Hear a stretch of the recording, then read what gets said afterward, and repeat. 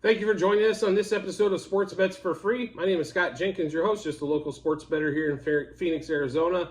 And hopefully today with our picks and your picks, it'll be another profitable day for you. College football week 3. We did have some Thursday night plays that were in our Thursday night episode. So, it was basically about a break-even point there. They did hit the over in the Memphis game, Memphis-Navy, but unfortunately Memphis only scored 28 points, and we're not going to cover 14 and hit the over when they only scored 28. Did expect them to score. I thought they damn near get to, in the 40s by themselves. I didn't, I figured Navy was going to be good for some points, but on that particular one, I didn't expect them to score 24. But 28-24 win. We didn't lose our shirt on Thursday night. So that's all right. Because Thursday night football this early in the season can be a little difficult. It gets a little bit more fun when there's MAC action on Tuesday, Wednesday, Thursday, Friday. That'll be coming up here in another month plus. But anyway, we will get to the slate of games for college football that we do like this week. Last week, we got stung by Deion again as Nebraska decided that it's okay to turn the ball over 4 times in the first half, and that's just always going to be a killer in football. Turnovers are definitely the killer, right? So if you're on the right side of the turnovers, great. But if you're not, it can be destructive. I will say this, it looks like 3 games on the board for Friday night. There's nothing we really love on Friday night, so we're going to stay away from the Friday night plays on those. But we do have quite a bit of stuff that we like for Saturday. We're going to start off with the early games. Penn State, Illinois.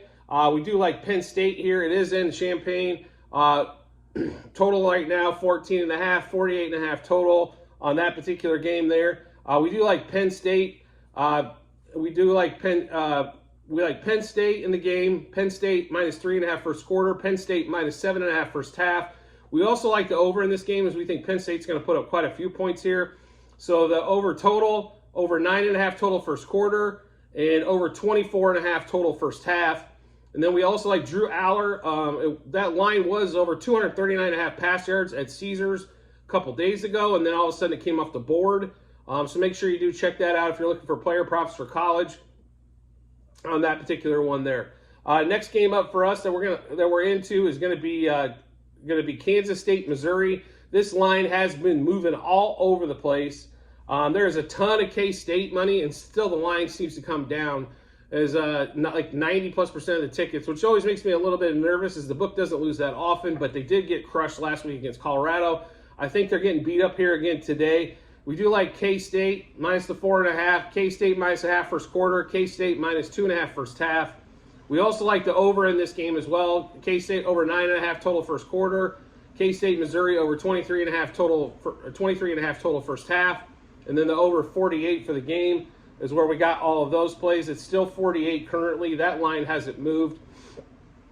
So K-State basically first quarter minus 2.5 minus minus 0.5 first quarter, minus 2.5 first half, and minus 4.5 for the game, and then the totals first quarter, first half, and the game as well. Next game up that we're looking at is going to be, let me get to it here. I apologize. Notre Dame, Central Michigan. We did grab this line probably like Monday. The line's moved to 0.5 point. We do like Notre Dame in this game. Total-wise, I'm kind of stumped on what this is. We were still waiting for player props to come out on Sam Hartman, especially passing touchdowns and passing yards. Those we have not seen those as of yet, but we do like Notre Dame first quarter minus 7.5, Notre Dame minus 18.5 first half, and then our bigger play is going to be on Notre Dame minus the 34. Still like 34.5. I think they're going to win by at least 35. That defense is good for Notre Dame. And not only that, that offense can move the ball by running it and throwing it. They have a very talented, diversified offense. They can move the ball, and I think they'll move the ball at will at Central Michigan. Just keep an eye on that. They're not expecting Central Michigan to score much with a total of 53. Like 42-7. So maybe 40. Now they're looking at 45. Basically 45-10, right around that particular point. Is kind of where they've got that game lined up. Next game up for us is going to be another 12:30 Western, 3:30 Eastern time slot. South Carolina going to Athens to play Georgia. Georgia has not looked, how do I put this, like super sharp their first few weeks. I really think they're just we're getting their feet wet a little bit as they knew they were the dominant team in both those matchups. South Carolina presents a little bit more of a test, but I don't think much of a test. As South Carolina got their tail whooped by North Carolina. in North Carolina is nowhere near in the ballpark of Georgia, especially going to Georgia and not a neutral field. So we love Georgia here. We did get it at 27. It's at 27.5. Still love it. One of our bigger plays for Saturday. So we're also going to take Georgia minus 6.5 first quarter, Georgia minus 14.5 first half. We also like the over in this particular game as well. Georgia, South Carolina over 12.5 total first quarter, over 28.5 total first half, and then over 54.5 for the game is where we grab those.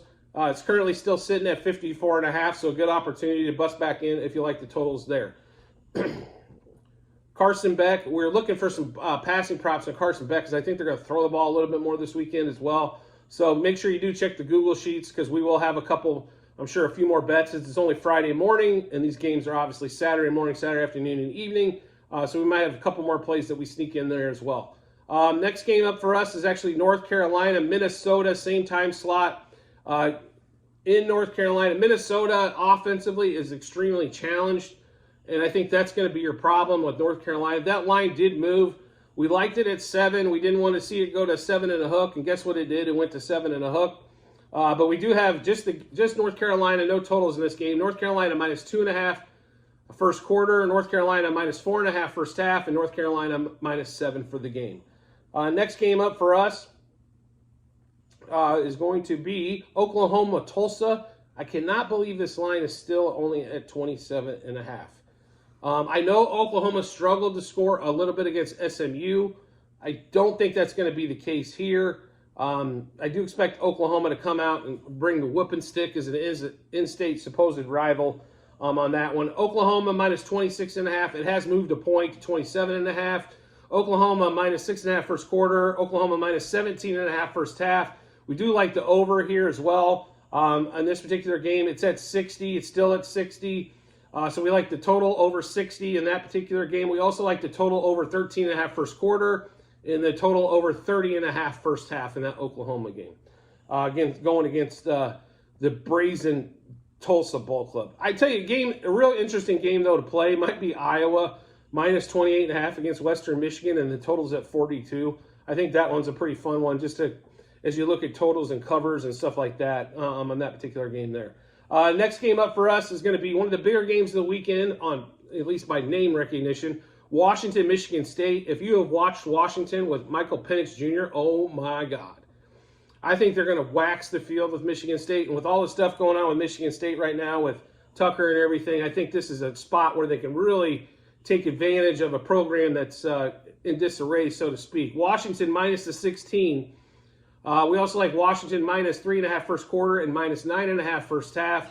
We do like the total as well in that particular game. Total still sits at 58. We like the over 58 there for Washington. We also like the Washington-Michigan State game over 13.5 total first quarter and then over the 30.5 total first half.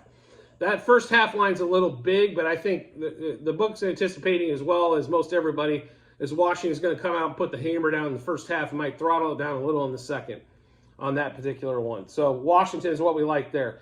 Next game up for us, and this is going to be more of a power rankings play. If you look at the power rankings on this particular one, Charlotte should be favored, and somehow they're getting 7.5. So we are going to roll with Charlotte going against Georgia State in this particular matchup. So we're taking Charlotte plus the 7.5 for the game, plus 2.5 first quarter, and plus 5.5 first half.